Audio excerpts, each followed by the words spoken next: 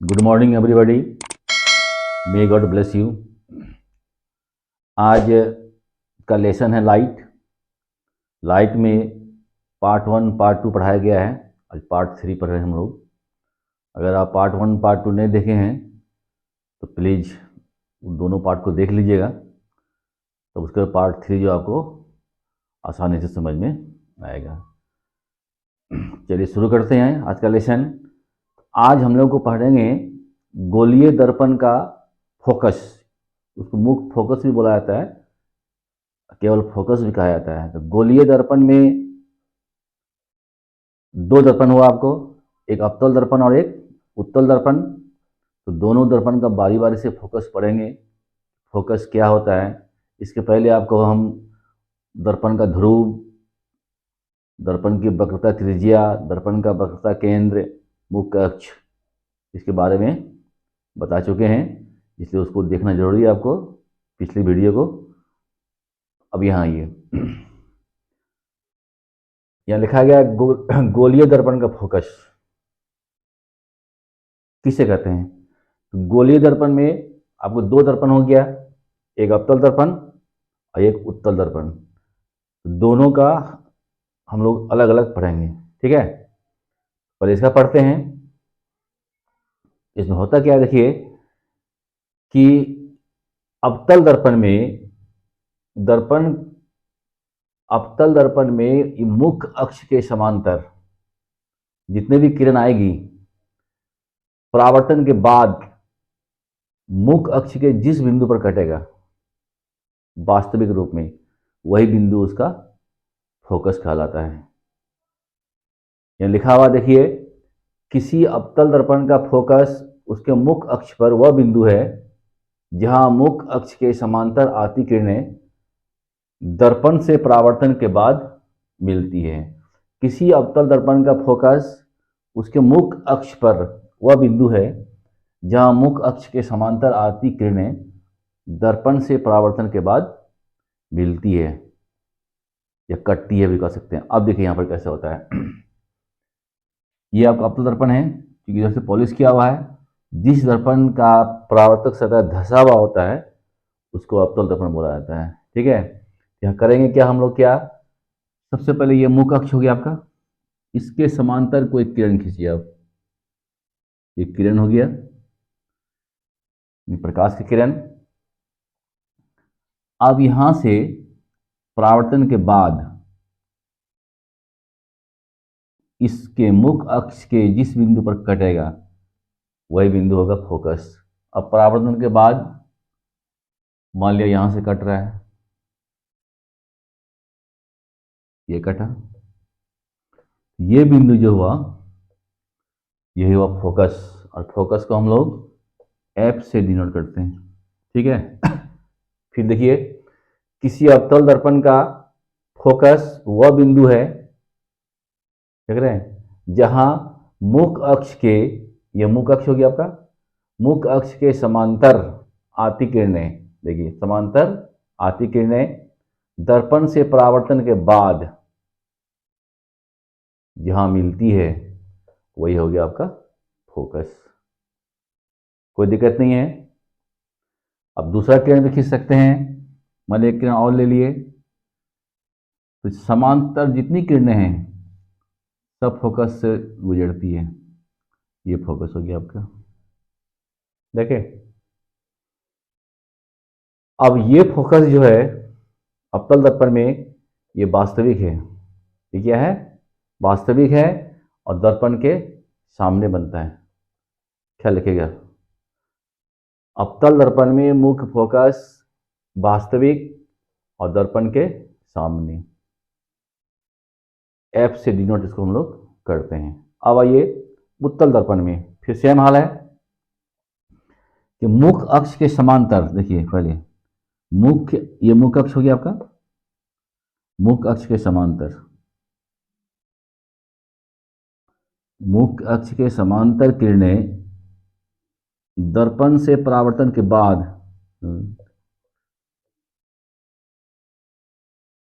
यहाँ पर यहाँ टकराएगा। परावर्तन के बाद देखिए, इसका जब परावर्तन होगा तो आपको इधर भागेगा, तो इधर तो पॉलिश किया हुआ है ना, इधर भाग रहा है आपका, मान लिया इधर भाग गया ये। अब ये परावर्तित किरण जो है मुख्य अक्ष के जिस बिंदु पर कटेगी या कटी भी मालूम पड़ेगी, तो उसी बिंदु को कहते हैं हम लोग फोकस।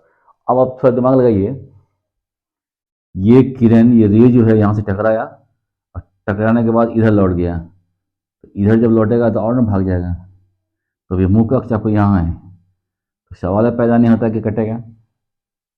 तो क्या करते हैं हम लोग, थिंक करते हैं, इधर से जब देखते हैं, इधर से देखेंगे जब, तो लगता क्या है कि ये किरण जो है कहीं इससे आ रही है, तो इसको हम लोग काल्पनिक, इन आभासी के रूप में आगे बढ़ाते हैं। इसको डॉट डॉट से शुरू किया जाता है। ये लाइन हो गया होगा, ये लाइन यहाँ कटा, कटा नहीं, कटा हुआ मालूम पड़ रहा है, वास्तव में तो ये किरण यहाँ से समाप्त हो गया आपके, इधर इधर कुछ है ही नहीं। तो यही जो है बिंदु फोकस होगा। अब यहाँ देखिए, किसी उत्तल दर्पण का फोकस उसके मुख्य अक्ष पर वह बिंदु है, ये मुख्य अक्ष है, वह बिंदु है जहां मुख्य अक्ष के समांतर आती किरणें दर्पण से परावर्तन के बाद आती हुई प्रतीत होती है। प्रतीत मालूम पड़ती है नहीं, दर्पण से परावर्तन के बाद ये किरण आपको यहां से आती हुई मालूम पड़ती है। यहां से कोई अगर लोकेट करेगा तो उसको फीलिंग होगा कि ये किरण यहां से आ रही है, तो इस बिंदु पर जो है इसका फोकस बनेगा।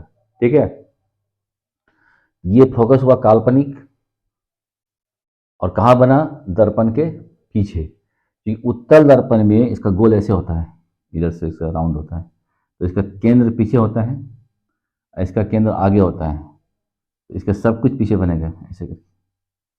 तो अवतल दर्पण में मुख्य फोकस वास्तविक और दर्पण के सामने, उत्तल दर्पण में मुख्य फोकस दर्पण के पीछे और काल्पनिक। ठीक है, ये वास्तविक है और ये काल्पनिक। इतना समझ गए आप लोग। अब देखिए, अब एक पॉइंट है फोकस दूरी, एक पॉइंट है आपका फोकस दूरी, उसको देखिए समझते हैं हम लोग, इसको उतार लीजिएगा।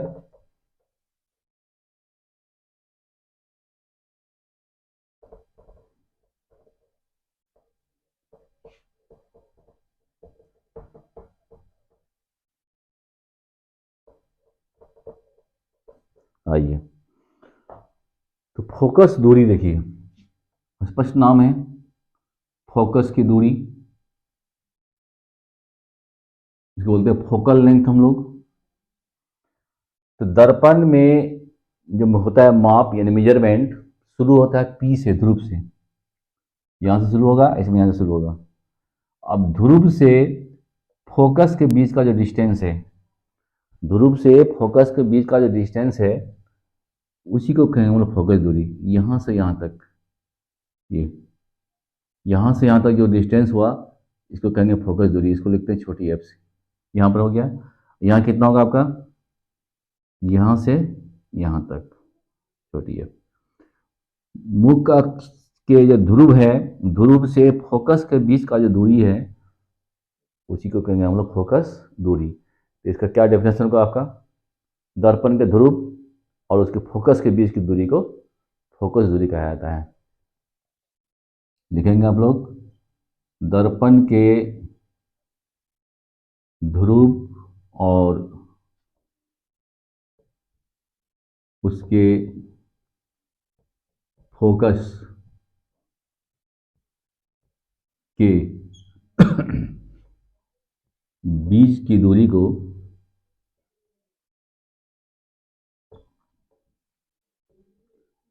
फोकस दूरी कहते हैं।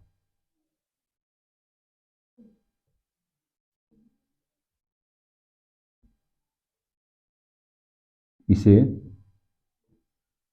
एफ, स्मॉल एफ से सूचित किया जाता है।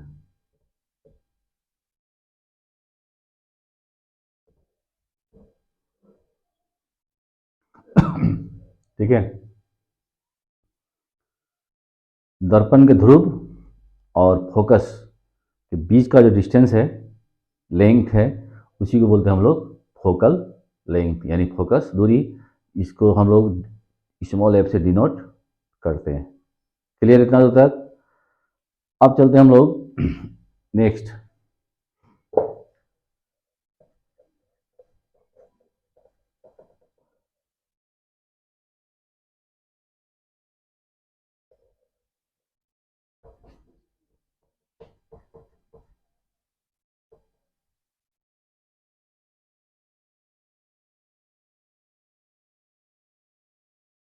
नेक्स्ट पॉइंट है फोकस दूरी और वक्रता त्रिज्या में रिलेशन क्या है।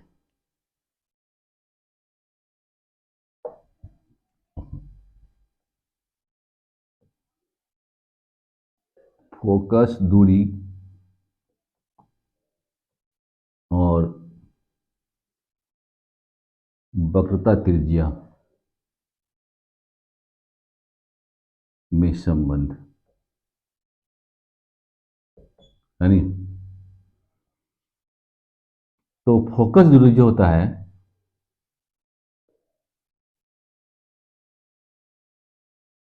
वक्रता त्रिज्या का आधा होता है।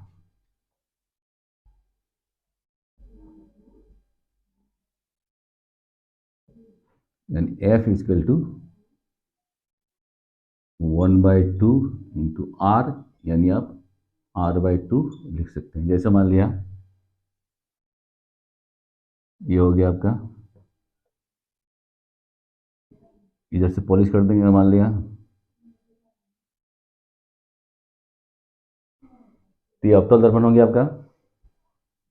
ये हो गया मुख्य अक्ष, यहाँ हो गया P, यहाँ मान लिया C है, और यहाँ ठीक बीच में F बनेगा। तो P से C हो गया वक्रता त्रिज्या। क्लियर? और P टू F ये हो गया फोकस दूरी। तो ये हाफ डिस्टेंस है इसका पूरा का, यानी ये अगर 20 सेमी है तो ये 10 सेमी होगा। तो कह सकते हैं हम लोग F इजकल टू r/2। इसको प्रूव कर सकते हैं बाय ज्योमेट्रिकली, है ना।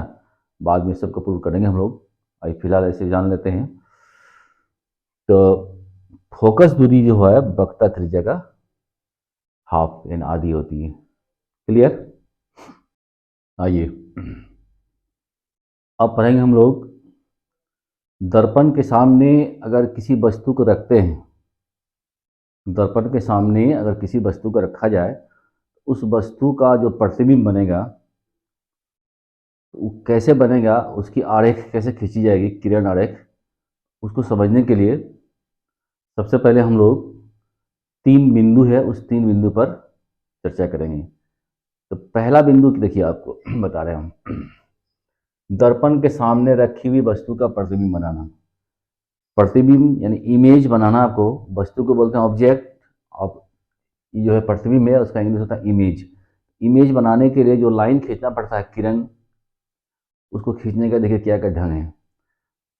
यहाँ हम एक पहला मेथड है, दूसरा मेथड और तीसरा मेथड, तीनों में से 2 ठो का यूज हमेशा करना पड़ता है, तभी ये कोई इमेज बनता है। तीनों नहीं, तीनों में कोई 2। अब देखिए क्या है, पहला क्या है, यहाँ देखिए, ये पहले तो अवतल दर्पण हो गया, ये उत्तल दर्पण हो गया, ये अवतल ये उत्तल। पहले इसको समझ लीजिए, उसको रखिए। अभी यहाँ क्या क्या गया है, सबसे पहला किरण जो है, अगर मान लिया जाए कि मुख्य अक्ष के समांतर कोई किरण गया है, ये मुख्य अक्ष के समांतर गया है, मुख्य अक्ष के समांतर किरण दर्पण से परावर्तन के बाद F से गुजरेगा। पहला आपको करना क्या है, दर्पण के मुख्य अक्ष के समांतर लाइन खींचना है, और जो परावर्तित होगा वो F से जाएगा। ठीक है, ये बात ख्याल रखिएगा। जैसे मान लिया जाए यहाँ कोई हम वस्तु रखें, हेड से लेकर के ऐसे जाएगा और ऐसे खींचा जाएगा, पहला काम। इसमें देखिए यहाँ भी वही हाल है। अगर मान लिया कि यहाँ पर वस्तु आपका है, ये वस्तु हो गया, तो पहले क्या करते हैं हम लोग, वस्तु से स्टार्ट करेंगे, यहाँ से टकराएगा और टकराने के बाद किरण का होगा परावर्तन। तो ये तो उत्तल दर्पण है, तो ये ऐसे भागेगा। खाली अभी इतना ही समझिए आप। पहला काम क्या है आपका है, वस्तु के हेड से मुख्य अक्ष के समांतर लाइन खींचना है, और पास जो होगा परावर्तन के बाद वो एफ से पास होगा। ये फर्स्ट मेथड हुआ। अब देखिए सेकंड में क्या है, ये है आपका वक्रता केंद्र। तो वक्रता केंद्र से आती हुई किरण यहाँ था समानांतर मुख्य अक्ष के, यहाँ पर क्या है, वक्रता केंद्र से पास करते हुए किरण। जो किरण वक्रता केंद्र से जाती है वो पुनः फिर उसी में लौट के आती है। ठीक है, क्यों? क्योंकि यहाँ पर ये 90 डिग्री का कोण बनाता है। 90 से जो किरण जाएगा 90 से ही आएगा। ठीक है, यहाँ क्या होता है, ये आपत्ति किरण यहाँ पर अगर कोई लंब खींचते हैं हम लोग यहाँ पर ऐसे करके, जैसे देखिए ये लंब है मान लिया, तो ये जितना कोण बनेगा उतना कोण यहाँ बनेगा। ये आपतन कोण, ये हुआ परावर्तन कोण। तो यहाँ क्या होता है, ये यहाँ पर 90 का कोण बनाता है। तो हम लोग जानते हैं कि 90 से जो एंगल जाएगा वो पुनः फिर 90 से ही लौट के आएगा, क्योंकि आपतन कोण और परावर्तन कोण हमेशा सेम होता है। तो तो इसमें क्या करते हैं हम लोग कि वक्रता केंद्र से लाइन पास करेगा, आएगा उसी से। ये हो गया उत्तल दर्पण में। देखिए आप, इसका ये सी पीछे होता है क्योंकि उत्तल दर्पण है। तो एक किरण खींचे इधर, ये हो गया काल्पनिक, ये है नहीं, तो इधर से गया फिर इधर से लौटा। ठीक है, एक मेथड ये हुआ। दूसरा ये तरीका हुआ। तो पहला क्या तरीका हुआ, मुख्य अक्ष के समांतर। दूसरा क्या है, वक्रता केंद्र से होते हुए लाइन खींचना पड़ेगा। थर्ड देखिए आप, फोकस से, ये फोकस है, फोकस से जो किरण आएगी लौटने के बाद वो समानांतर हो जाता है। इसका उल्टा, ये समानांतर है तो फोकस से पास करेगा, ये फोकस से आ रही है तो समानांतर हो रहा है। तो यहाँ देखिए, ये फोकस यहाँ इसका है, ये आपतित किरण है और ये परावर्तित किरण है। ये आपतित किरण है, देखिए एरो इधर है। तो जानबूझ के हम फोकस के सदिश ले आए हैं। देखिए फोकस से आती हुई किरण, परावर्तन हो गया। अब परावर्तन के बाद वो फिर समानांतर हो जाएगा। तो फोकस की दिशा में जो किरण आएगी परावर्तन के बाद मुख्य अक्ष के समानांतर हो जाती है। उसके बाद मुख्य अक्ष के समांतर समांतर जो किरण आएगी वो परावर्तन के बाद फोकस से पास करेगा। ये तीनों मेथड में से कोई दो मेथड हमेशा अप्लाई होता है कोई इमेज खींचने के लिए। ठीक है, ख्याल रखना है आपको। पहला किरण कैसे खींचते हैं, मुख्य अक्ष के समांतर, पास होगा फोकस से। दूसरा क्या है, वक्रता केंद्र से हो जाता है, आती है उधर से।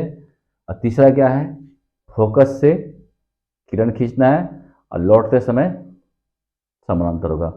फर्स्ट सेकेंड थर्ड तीनों में से कोई दो अप्लाई होगा हमेशा। और वो रिटर्निंग के बाद जो वो किरण जहाँ पर कटेगी या कटी हुई मालूम पड़ेगी वहीं उसका इमेज बनता है। ठीक है, अब आपको हम इमेज बनाना सिखाते हैं बारी बारी से। पहले सिखाएंगे अवतल दर्पण में, फिर सिखाएंगे उत्तल दर्पण में। ठीक, चलिए आगे बढ़ते हैं हम लोग। अब क्या है देखिए, सबसे पहले अवतल दर्पण में बना प्रतिबिंब, मैंने अवतल दर्पण के सामने आपको ऑब्जेक्ट रखना है और उससे प्रतिबिंब जो बनेगा वो आपको खींचना है। तो पहला पॉइंट लिए हम, जब वस्तु को दर्पण के फोकस और ध्रुव के बीच रखा जाए। तो फोकस देखिए कहाँ पर आपका है, यह फोकस हो गया और ये ध्रुव हो गया। इसके बीच हम रखेंगे वस्तु को, ध्यान दीजिएगा। यहाँ रख दिए, ये हो गया वस्तु आपका। इसको लिखते हैं ए, बी से लिखते हैं। तो इसका इमेज कहाँ बनेगा ठीक है, हम आपको इससे पहले 3 रूल बताए थे। एक मुख्य अक्ष के समांतर खींचना है, लौटेगा एफ के बाद। दूसरा सी से खींचना है, सी से जाएगा तो सी से आएगा उसी से। और तीसरा था फोकस से होते हुए, तो तीनों में से कोई दो लेना है आपको, तीनों नहीं लेना है, किसी दो से खींच सकते हो आप। तो सबसे पहले काम करते हैं हम, यहाँ देखिए ये है हेड इसका, यहाँ से समानांतर खींचते हैं लाइन, खींचे। अब यहाँ से क्या होगा, ये होगा इसका परावर्तन। ये कौन दर्पण है, अवतल दर्पण है, तो ये आपको एफ से गुजरेगा, ये एफ हो जाएगा।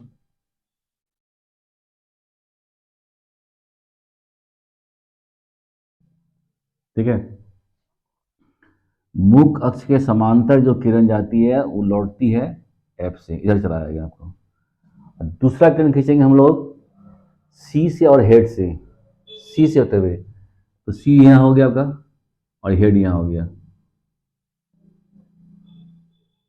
ऐसे ऐसे खींचते हैं दूसरा किरण। ये जो जाएगी और आएगी उसी से, ठीक है। देखिए अब ये दोनों परावर्तित किरण, एक तो ऐसे परावर्तन हुआ, एक तो ऐसे हुआ। फिर ध्यान दीजिएगा, पहला किरण खींचे हैं हेड से, इसके समानांतर लौटा है एफ से।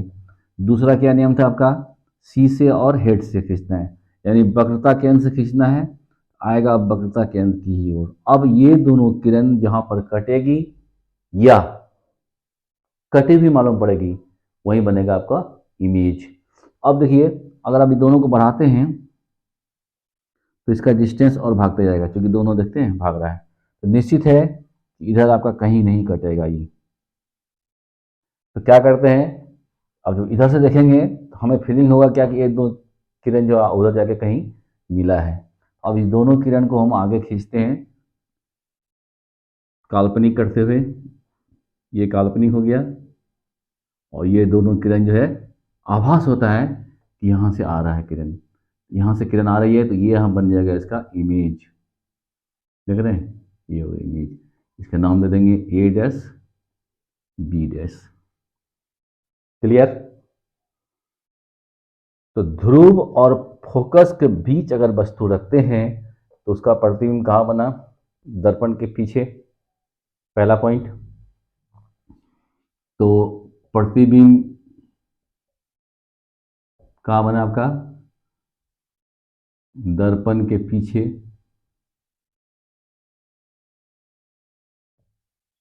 ठीक है, ये बना कौन सी, काल्पनिक।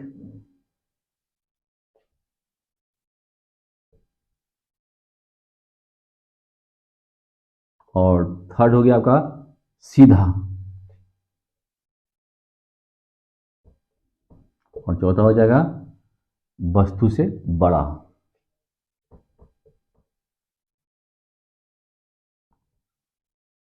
वस्तु से बड़ा,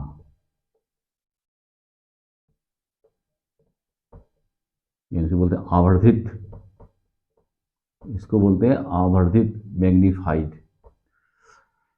देखिए चार हुआ कंडीशन, कहाँ पर बना, बस दर्पण के पीछे, वो हो गया उसका स्थिति। कैसा बना, काल्पनिक, सीधा और बड़ा या छोटा, तो वस्तु से बड़ा बनता है। तो कहाँ रखते हैं हम लोग, जब वस्तु को अवतल दर्पण के ध्रुव और फोकस के बीच रखते हैं तो उसका प्रतिबिंब आपको बनेगा दर्पण के पीछे, काल्पनिक, सीधा और वस्तु से बड़ा। ठीक है। तो ये जो क्लास 10 का बच्चा है वो तो इसको खींचने के लिए आता है एग्जाम में, मगर जो किसी एग्जाम में बैठता है तो उसको ये खींचने नहीं देता है, यहाँ से खाली पूछता है, आपको यहीं क्वेश्चन दे देगा। जब वस्तु को दर्पण के फोकस और ध्रुव के बीच रखा जाए तो प्रतिबिंब कहाँ बनेगा, दर्पण के आगे, दर्पण के पीछे, इस तरह से चार ऑप्शन रहेगा आपको। तो जो सही ऑप्शन है वो टिक लगाना आपको। तो दर्पण के पीछे बनेगा, काल्पनिक बनेगा कि वास्तविक बनेगा, काल्पनिक बनेगा। मतलब ये आपको याद रखना है। ठीक है, अब आइए दूसरे फिगर में। आइए अब सेकंड में आते हैं हम लोग। यह लिखा गया है जब वस्तु को दर्पण के फोकस पर रखा जाए, फोकस पर केवल यहाँ रखते हैं वस्तु, ये फोकस हो गया। जब यहाँ रखेंगे तो उसका प्रतिबिंब कहाँ बनेगा, तो पहला किरण क्या करते हैं हम लोग, इसके समानांतर खींचते हैं और पास होगा एफ से,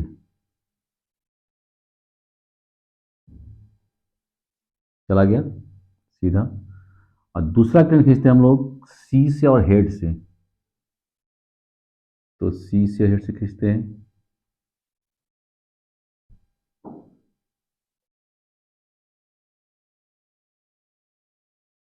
ये चला गया और आएगा उसी से, ठीक है।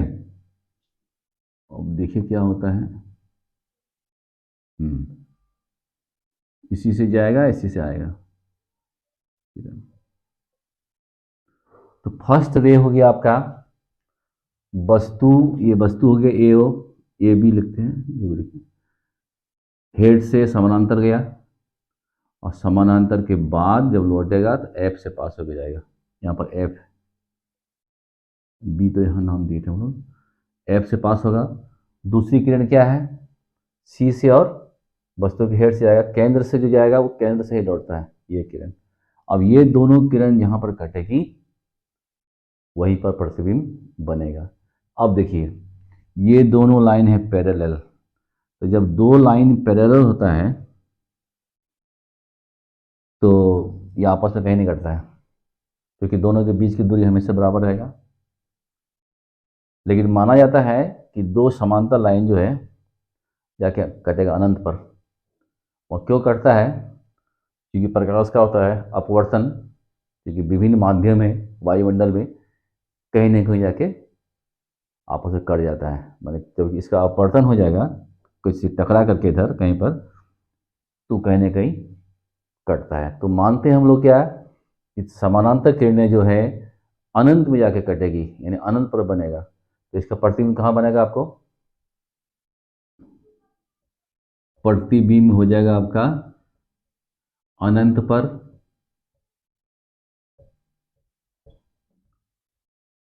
इधर इधर बनेगा, तो सामने जितना बनता है सब वास्तविक होता है, वास्तविक बनेगा। और वास्तविक जो होगा सब उल्टा होगा, उल्टा बनेगा और वस्तु से बहुत बड़ा बनेगा,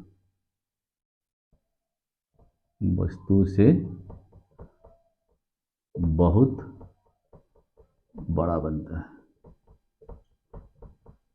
यानी पूरा आवर्धित हो जाएगा। तो क्या है, जब हम फोकस पर रखते हैं तो प्रतिबिंब कहाँ बनेगा, अनंत पर बनेगा, वास्तविक बनेगा, उल्टा बनेगा और वस्तु से बड़ा बनेगा, ठीक है। नेक्स्ट आइए, अब क्या लगे हम लोग 3 नंबर में क्या लिखे हैं, जब वस्तु को दर्पण के वक्रता केंद्र और फोकस के बीच रखा जाए। ये हो गया वक्रता केंद्र, ये हो गया फोकस, इसके बीच में कहीं देखिए आप, मानिए यहाँ वस्तु रख दिया आपने ए बी, तो इसका प्रतिबिंब बनाइए। याद कीजिए पहले हम क्या करते हैं, इसके समानांतर खींचे और लौटेगा एफ से होते हुए, इसको स्केल से खींचना चाहिए, ऐसे लौटा। और दूसरा किरण लेते हैं हम लोग सी से और हेड से, ऐसे ये किरण यहाँ गया, जाएगा उसी से, आएगा उसी से। अब ये किरण को आगे बढ़ाइए आप, इसको बढ़ाइए आगे, देखिए यहाँ कट गया, तो जहाँ पर कटेगा वहाँ प्रतिबिंब बनेगा आपका। ये हो गया प्रतिबिंब, ए डैश बी डैश। तो सामने जितना प्रतिबिंब बनेगा सब वास्तविक होगा और उल्टा, ख्याल रखिएगा वास्तविक उल्टा सेटिंग है, काल्पनिक और सीधा सेटिंग है। बड़ा छोटा बनता है यहाँ पर जो होगा कंडीशन, लेकिन सामने जो है सब वास्तविक और उल्टा, पीछे जो है काल्पनिक और सीधा। ये पॉइंट ख्याल रखना आपको। तो प्रतिबिंब कहाँ बना आपका, इधर अनंत है, अनंत और सी के बीच, अनंत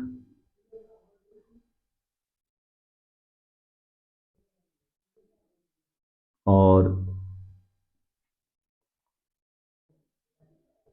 वक्रता केंद्र के बीच 2 नंबर वास्तविक बना आपका, और वास्तविक होगा तो उल्टा होगा।